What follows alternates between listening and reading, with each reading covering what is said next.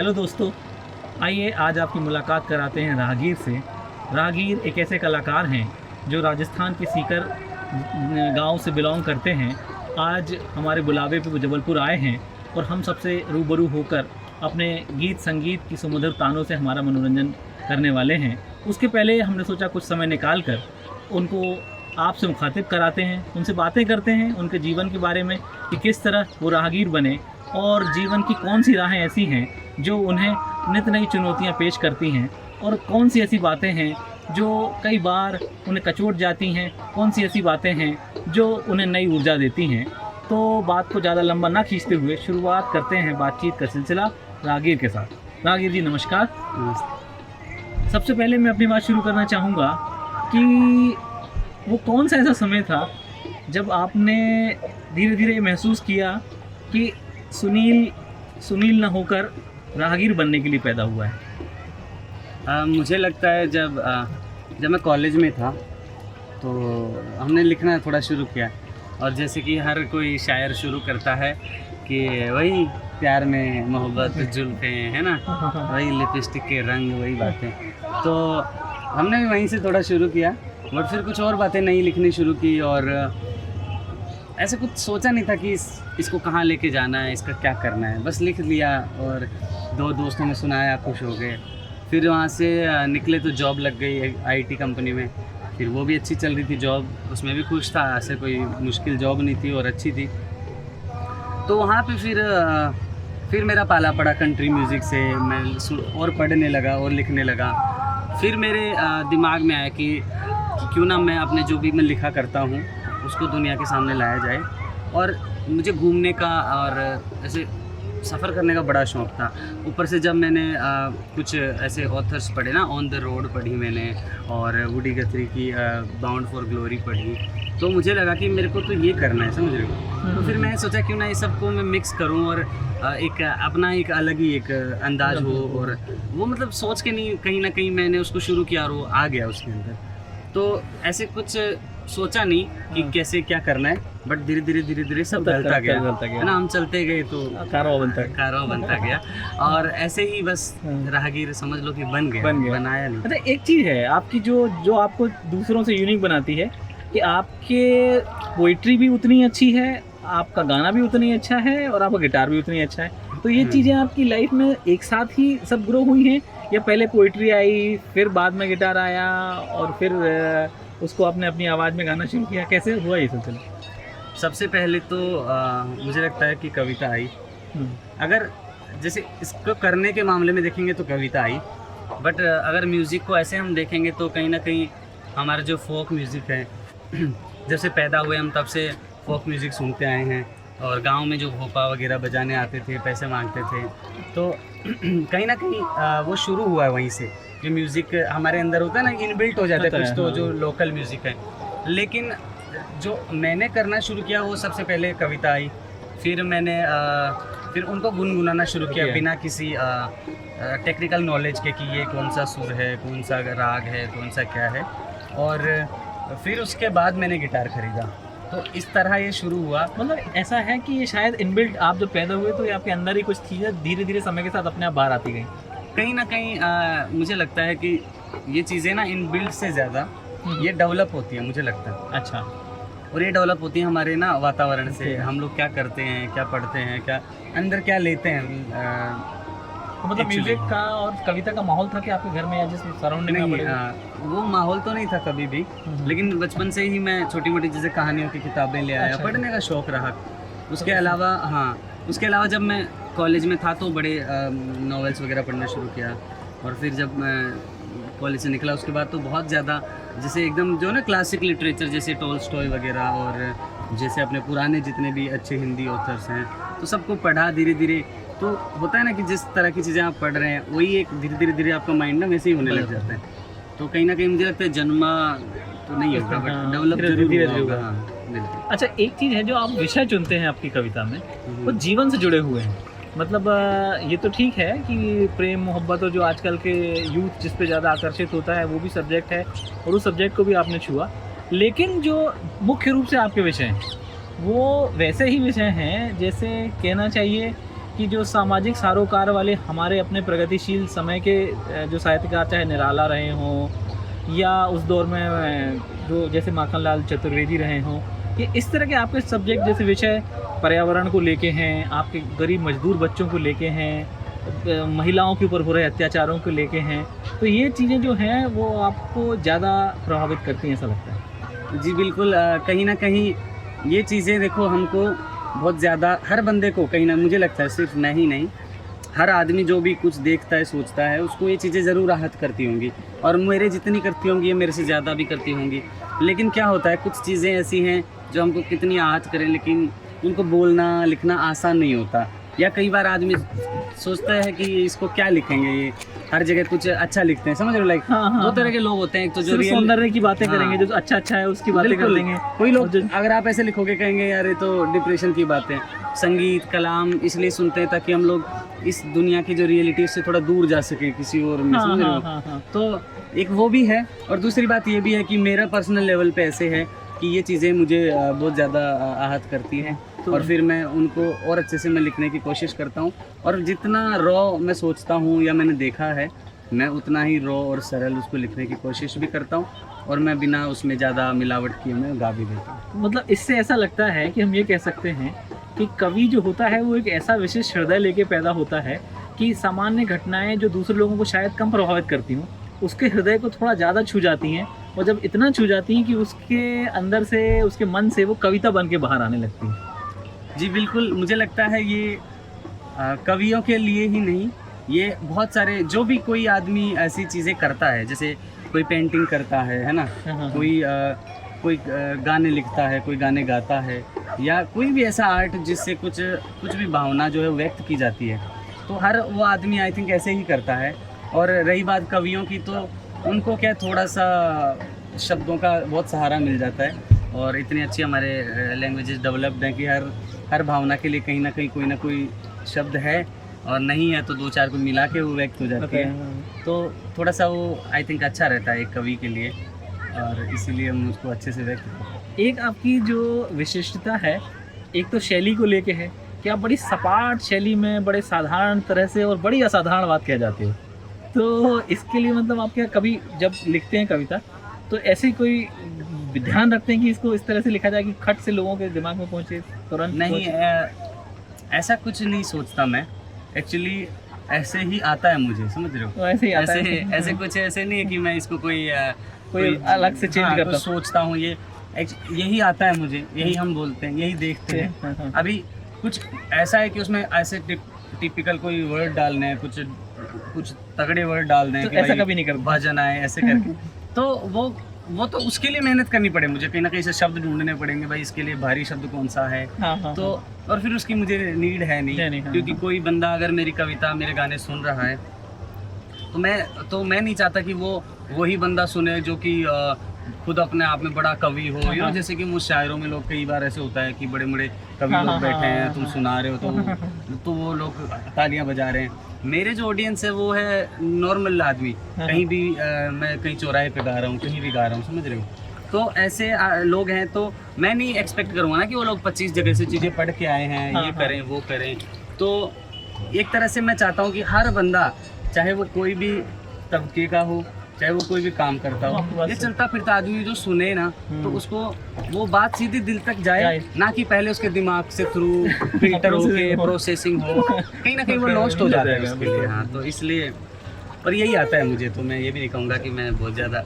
अब मैं आपसे आपकी जो कविता या जो ये गीत गाने का सिलसिला शुरू हुआ, इससे के नाते एक बात पूछना चाहूँगा कि शुरू में कौन से प्रारंभ में जो आपकी जो YouTube में कई गाने आपके बहुत लोकप्रिय हैं, हाँ, तो जो ऐसे कौन से जो शुरू में लिखे गए थे और जिनसे सबकी शुरुआत हुई, अब कुछ थोड़े बहुत याद? जी बिल्कुल, देखो सबसे पहले ना मैंने एक गाना लिखा था, रोमांटिक गाना था। अच्छा। उसका नाम था ऐसे, मैं आपको गा के सुना दूँ, मैंने रिलीज नहीं किया है, बट आज बात निकली है तो कि चले जुल्फे लहरा के, कैसी ये तेरी फनकारियाँ, करे बातें गा गा के, कैसी ये तेरी खामोशियाँ, हुए लफ्ज मेरे शायराना, दीदार हुआ जो तेरा, तेरी गलियां मेरा ठिकाना, दीदार हुआ जो तेरा, मुझ पे कर रहम जरा सी दिल मेरे, अब और न कर गुस्ताखी दिल मेरे। तो ना ऐसे एक बहुत ही रोमांटिक खूबसूरत। गाना था। बहुत ही खूबसूरत, मतलब बिल्कुल जैसे यंग जनरेशन के लोग, मतलब उतनी इसमें प्योरिटी और इतनी कोमलता है जैसे गुलाब Thank की you. पंखुड़ी के ऊपर ओस की बूंद रखी हो। Thank you. तो ये पहला जो था मैंने लिखा था, हाँ हाँ और जो गाने जो मैंने परफॉर्म करना शुरू किया था वो एक तो मेरे बापू ने बताया था, बचपन में वाला गाना है। हाँ हाँ हाँ। और अच्छा, वो आपका वैसा भी सॉन्ग है क्या जिसको आप बोलते हो कि आपका एंथम? मेरा ट्रैवल एंथम है एक्चुअली वो। हाँ। हालांकि बहुत ही आइडियल सा है कि यार ऐसी दुनिया मिलना बहुत मुश्किल है, मतलब हाँ। है ही नहीं, बट नहीं, वो मैंने सुना है, और वो होप हाँ, वाला hope सॉन्ग वाला है ना। song है वो। तो वो है, और एक दो गाने हैं जो बहुत बहुत पहले लिखे थे। एक और गाना था, मैं रिलीज नहीं किया अभी उसे, हाँ, हाँ। बट ऐसे था कि घर दिलों में झांकने का हुनर होता, ना टूटते दिल ना टूटने का डर होता, क्या बात। ऐसे करके एक गाना था। हाँ। और बहुत पुराने गाने आपने याद दिला दिया, जो मैंने कभी गाए भी नहीं, आई थी अच्छा। बहुत पुराने ज़माने में लिखा था। हाँ। और एक गाना और है जिसका, हाँ, तो उसमें था तबाह कर दें करके, वो मेरा पहला सॉन्ग वीडियो अपलोडेड जो मैंने किया था यूट्यूब पे। अच्छा वो था कि वो दुनिया ही हो गई है बेढंग लोगों, अच्छा, जितनी भी कर लो लड़ाई और जंग लोगों, क्या बात। दिलों में नफरतों के सिवा बचा ही कुछ नहीं, खोद के देख लो सीने में सुरंग लोगों, क्या बात। ऐसे करके था कि दो चार अपने मरे दो चार उनके, है ना, कीमती अपने हैं तो ना बेकार उनके, तो दो चार दो चार अपने मरे दो चार उनके, कीमती अपने हैं तो ना बेकार उनके।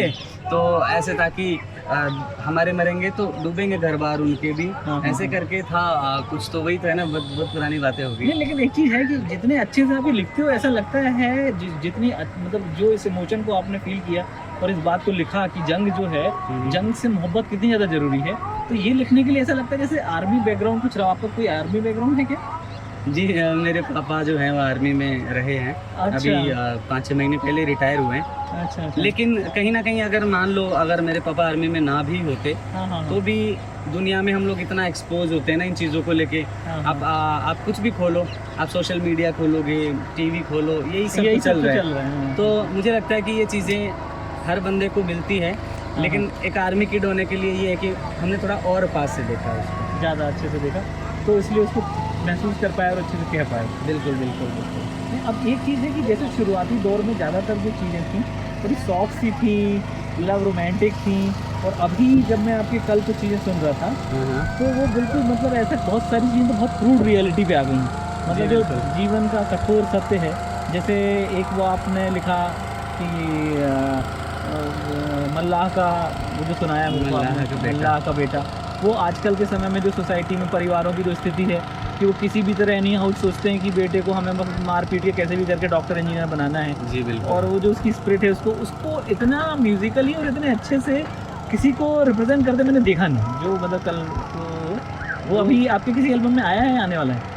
जी, मेरा अभी आने वाला है कल भी। अच्छा अच्छा अच्छा, और अच्छा। अगर ये तब तक रिलीज वीडियो नहीं होता है तो ये आ चुका होगा। अच्छा अच्छा अच्छा, नहीं नहीं, हम लोग वेट तो करेंगे। एल्बम का नाम है, नहीं मैं बता रहा जी। हूँ, एल्बम का नाम है आखिरी तीली, अच्छा। और इस गाने का नाम है मल्लाह का बेटा। हाँ। और ये इसलिए है कि कैसे एक बंदे से एक्सपेक्ट किया जाता है। हाँ। अगर आप पॉपुलर कल्चर में देखोगे तो कैसे अमिताभ बच्चन के बेटे से एक्सपेक्ट किया जाता है कि वो भी अमिताभ बच्चन जैसा एक्टर एक्टर हो। बने, हाँ, सचिन हाँ। के बेटे से एक्सपेक्ट किया जाता है कि वो ऐसा वैसा ही हो। क्रिकेटर बने। बट और उसके दबाव में आके कहीं ना कहीं उनको कोशिश भी करनी पड़ती है, समझ रहे हो? हाँ, कई बार ऐसे होता है कि मे भी उनको कुछ और करना हो, मे हाँ, भी कुछ और हो बात, हाँ, है ना। हाँ, और अपने हर लोकल जो नॉर्मल परिवारों में भी यही हाल है, कि हाँ। कोई कुछ भी लीक से हटके ट्राई करता है तो उसको तो दबाने का पूरा कोशिश किया जाता है, वो जो स्पिरिट है उसकी।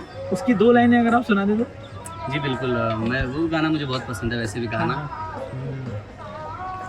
किसी मल्लाह का बेटा जब नाव डुबाता है, किसी मल्लाह का बेटा जब नाव डुबाता है, घर वालों की नज़रों में वो नाम डुबाता है, जिंदा रहने के सारे वो दाव डुबाता है, किसी मल्लाहे का बेटा जब नाव डुबाता है।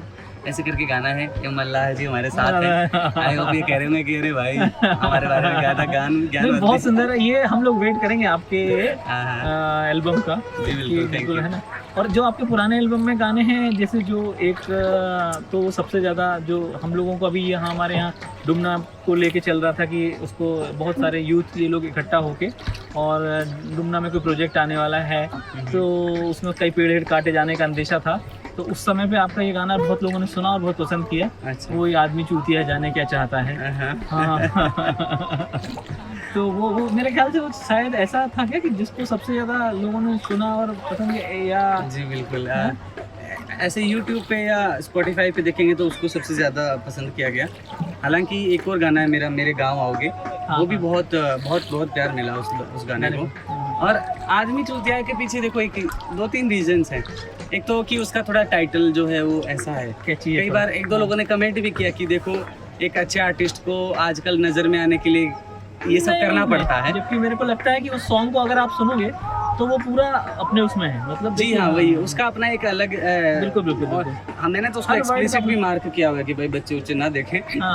पर वही है। और रही बात ये कि उस गाने में मैंने बहुत ट्राई किया कि मैं उसमें आदमी बावला है करूं, आदमी जाहिल है, आदमी पागला है, जो भी है। वो बात नहीं आ रही। मैं सही बताऊं तो मेरे दिमाग में वही आती है। और मैं ऐसे साधु बनने की कोशिश भी नहीं करता। मैं गालियाँ देता हूँ, इसमें कोई बुरी मैं देता हूँ, मेरे दोस्तों को देता हूँ, या कोई ऐसा कुछ कर रहा होता है तो देने का मन करता है तो दे लेते हैं। तो चूतिया जो गाली है या इसको कोई गाली ना समझे, बट जो एक भाव है मैं आपको बता रहा हूँ। हिंदी के लिहाज से राघव जी की ये जो वर्ड है ये हिंदी की संस्कृत की धातु च्युत से बना है, जिसका मतलब होता है गिरा हुआ। गिरा हुआ मतलब जो थोड़ा दिमाग से या कहते हैं ना मूर्ख हो, उसके लिए इस्तेमाल होता सामान्य रूप से। जी बिल्कुल, मैंने भी काइंड ऑफ उसी के लिए यूज किया है। तो ये कोई ऐसा इसको स्लैंग वर्ड नहीं है, ये सामान्य वर्ड है। एक जो आपका एक गाना और बहुत ज़्यादा लोगों को भी पसंद किया जाता है, वो जो क्या जयपुर क्या दिल्ली जाहिलों का बस शहर नहीं, क्या जयपुर क्या दिल्ली। इस गाने की शुरुआत में बताता हूँ कैसे हुई मेरे दिमाग में। जब ये आदमी चूतिया है गाना आया था ना, तो उसके बाद थोड़ा सा ऐसे हो गया कि ये कैसा गाना है, ऐसा गाना है। और एक बार हम लोग क्या इधर जैसलमेर में टूर पे गए थे, तो मैं और एक मेरा दोस्त है अमित शर्मा करके, तो हम लोगों ने ऐसे ही सोचा कि हम कोई ऐसे ही वीडियो बनाते हैं मस्ती में, लेकिन मैसेज वाला। तो उसमें क्या करा ऐसे जैसे मैंने उसको गाड़ दिया यहाँ तक ना, ऐसे मिट्टी खोद के और यहाँ तक गाड़ के, और ऐसे बोतल लेके मैं कह रहा हूँ कि तू साले बोतल फेंक रहा है यहाँ पे है, तू कहाँ से आया है? तो वो बोलता है कि भैया मैं हिमाचल से आया हूँ, भैया मैं दोबारा नहीं फेंकूंगा, ऐसे टाइप की मस्ती मजाक में। अब उसमें लोग आ गए कि हिमाचल का नाम खराब कर रहा है, ये कर रहा है ना। मैं कहा लाइक भाई कुछ भी मतलब, समझ रहे हो, बंदा कहीं से तो होता ही है। मैं को मैसेज पे ध्यान नहीं जाएगा, हिमाचल पे ज्यादा 4 सालों का। तो फिर वहाँ पे मेरे दिमाग में आया कि यार जाहिलों का तो कोई शहर नहीं है भाई, वो कहीं का भी हो सकता है, ठीक है। तो ये वहाँ से शुरू हुआ। तो मैं पता नहीं मेरे दिमाग में ऐसा आया कि कई बार क्या होता है कि ऐसे लोग जिनसे मैं बहुत एक्सपेक्टेड नहीं हो, वही सेंस की बातें कर जाते हैं, समझ रहे हो। बिल्कुल, जो बड़े बड़े ज्ञानी बनते हैं वो कई बार इतनी बात कह देंगे, लेकिन कई बार एकदम जहाँ एक्सपेक्ट नहीं होगा वो बंदा भी, एक छोटा सा बच्चा प्यार की बात इतनी अच्छी बात कह देगा, एक बूढ़े से बूढ़ा मूर्खता की बातें करते मिल जाएगा आपको। तो वहीं से वो शुरुआत है कि चौमू के चौराहे पर एक बूढ़ा बैठा नंगा, आते जातों को पूछता कि क्यों भाई चंगा। तो और फिर वो कहता है कि जाहिलों का कोई शहर नहीं, और वो क्यों कहता है वो फिर मैंने पूरे गाने में बताया है। बहुत अच्छे से तो कोई सुनेगा पूरा ढंग से समझेगा तो आई थिंक उसको पता लगेगा, अदरवाइज तो शोर है वो कुछ नहीं। एक और है आपका वो जो आप गुनगुना रहे थे, उसमें मैंने सुना कि रात के रोशन रंडी खानों में आशा का टुकड़ा, वो लाइंस भी मतलब बड़ी टची है। वो कौन सा है? उसका नाम है एक्चुअली पहले मैंने उसका नाम रंडी खाना रखा था, फिर मैंने अभी उसका नाम सोच रहा हूँ मैं कोठा रखने का। और देखो वो गाना जो है ना, ये इसके बारे में है कि कैसे अपने जो लोग हैं ना, कैसे हिपोक्रेसी से भरे हुए हैं कि समझ रहे हो, जैसे कोई अगर एक आदमी है जो साला ड्रग्स बेच रहा है ना, दारू बेचते हैं, बड़े बड़े नेताओं के खुद के कितने ठेके खुले हैं, बियर बार खुले हुए हैं, तो वो तो बड़े इज्जत वाले आदमी है ना, जो कि साले खुद का ईमान तो बेच ही बेच रहे हैं, तो दूसरों को जिंदगी के, दूसरों को मौत बेच रहे हैं, समझ रहे हो। वहीं पे कोई एक स्त्री है जो पेट पालने के लिए अपना शरीर बेच के, अगर कोई मजदूरी करता है वो भी तो अपना शरीर बेच रहा है ना। तो कहीं ना कहीं इसको दूर करने के बजाय, या एक आदमी को ऐसे करना पड़ रहा है, उसको उल्टा उसको हम लोग डिमीन करते रहते हैं, उसको नीचा दिखाने की कोशिश करते रहते हैं, वो बुरा मानते हैं। तो मैंने बस एक ये सेंस में वो गाना लिखा था कि यार ये पूरी दुनिया ही कोठा है, यहाँ पे सरवाइव करने के लिए कुछ ना कुछ तो बेचना ही पड़ता है, सिंपल सा रूल है। और फिर मैंने उसमें बताया कि वही अंधेरे जो गलियारे हैं, मेकअप से रंगे वहाँ पे चेहरे हैं, और वहाँ पे क्या कोई आशा के टुकड़े कैसे पड़े वहीं सड़ जाते हैं। तो वही मैंने थोड़ा जिक्र किया उस गाने में। तो वही एक कोशिश है। बड़ा ही खूबसूरत गाना है वो, मतलब जी बिल्कुल, जीवन के यथार्थ को वही है। कई बार बहुत सैड चीजें भी खूबसूरत होती हैं। हाँ, बहुत वही है, म्यूजिक के बारे में भी यही नहीं। और आपका जो सबसे अच्छा वो ये है ना कि यूथ को इन सब टॉपिक से लोगों ने दूर रखा है, क्योंकि नॉर्मली ये समझा जाता है कि जो ऐसे हैं, जो रोमांटिक चीज़ें हैं, जो सस्ती हैं, जो जल्दी बिकती हैं, जो एकदम स्लैंग है, जो बिल्कुल सतही तौर पे जिसको समझने के लिए, जिसको महसूस करने के लिए ज़्यादा अंदर तल पे नहीं जाना पड़ता है, उनको दे दो तो बड़ा जल्दी पॉपुलर होते। तो मतलब ये तो हाँ, आजकल ऐसा ट्रेंड चल पड़ा है कि मतलब हमें फॉलोअर्स बढ़ाने और फॉलोअर्स बढ़ाने के लिए कुछ भी करना है। तो जो गिनती बढ़ाने वाला काम है ना, इसने क्वालिटी को बहुत ख़राब किया है। ये सही बताऊँ तो ना, हमेशा से मतलब जब से ये सपोज आप फिल्में चालू हुई हैं, किताबें ये जैसे बाद में पब्लिश होना शुरू हुआ है, तो हमेशा किसी भी आर्ट के ना दो साइड रहे ही हैं। एक कमर्शियल सिनेमा रहता है या कमर्शियल चीज़ें होगी, एक आर्टिस्टिक चीज़ें हो गई। तो जो मासेस है, जो हर कोई बंदा इतना नहीं इंटेलेक्चुअली खर्च करना चाहता अपना दिमाग, या होता नहीं है, या they are too ignorant to you know इसके ऊपर ध्यान लगाए वो। तो उनको क्या है, उनको तो कुछ चलता फिरता टाइम पास चाहिए। लेकिन ऐसे बहुत लोग हैं जिनको अच्छा भी चाहिए, और अच्छे कलाकार हमेशा रहे हैं, हमेशा रहेंगे, अच्छी आर्ट भी बनती रहेगी। और मेन बात ये है कि उसको सुनने वाले जो हैं वो थोड़े हमेशा ज़रूर कम रहेंगे, लेकिन कहीं ना कहीं वो जो सुनने वाले रहेंगे ना, वो स्टीयर भी करते हैं, वो सोसाइटी को, हाँ, वो ही स्टीयर करते हैं। आप कहीं भी देख लो, अभी भले ही अब वही है कि कहीं पे ये लोग जैसे जो भी बनाते हैं कॉमर्शियल, जो कुछ भी बकवास बनाते हैं, कुछ भी बनाते हैं, तो वो एक मनी के लिए एक स्टफ हो गया। भले ही वो हमेशा चलन में, वो हमेशा आंखों के सामने ज़्यादा रहे, लेकिन जो रियल आर्ट है ना, वो हमेशा जिंदाबाद रहेगी। क्योंकि वही आदमी जो कल रात को किसी क्लब में आंटी पुलिस बुला लेगी पे ठुमके मार रहा था ना, वही आदमी कल को रात को नींद नहीं आएगी तो जगजीत सिंह चला के सोएगा, समझ रहे हो। तो ये चीज़ें चलती रहेगी। मुझे लगता है कहीं ना कहीं हर आर्टिस्ट, और कहीं ना कहीं एक परीक्षा भी है, सही बताऊं तो, कि एक आर्टिस्ट को ना, कि जो रियल आर्ट बनाता है उसके लिए मुश्किल बनाता है सर्वाइवल, समझ रहे हो। और जब मुश्किल बनता है ना, तो बनती है सच्ची आर्ट। टू बी ऑनेस्ट, कई लोग तो इससे टूटकर ऐसे होता है कि बिक गए, कुछ ऐसे हो गए, बट ये एक परीक्षा भी है जो इसमें जितना अंदर तक जाता है, जितना तपाता है खुद को, और क्या। और जब मुश्किलें देखता है तो बंदा और मुश्किल चीजों के बारे में लिखता है, और रियलिटी के अंदर घुसता है, समझ रहे हो। अगर मुझे लगता है अगर सब आदमी यही आर्ट ऐसे भी सुनने लग गए ना, तो धीरे धीरे ये भी वही पॉपुलर ट्रेंड सा हो जाएगा, और ये भी धंधा बन के रह जाएगा कहीं ना कहीं। तो किसी ना किसी को तो ये चीज करनी पड़ेगी कि वो दिल की आवाज सुने, और जो बिल्कुल, ये मुझे लगता है एक दुनियादारी का एक बैलेंस है, कि एक तरफ चलेगा ये सब और एक तरफ ये चलेगा। सही।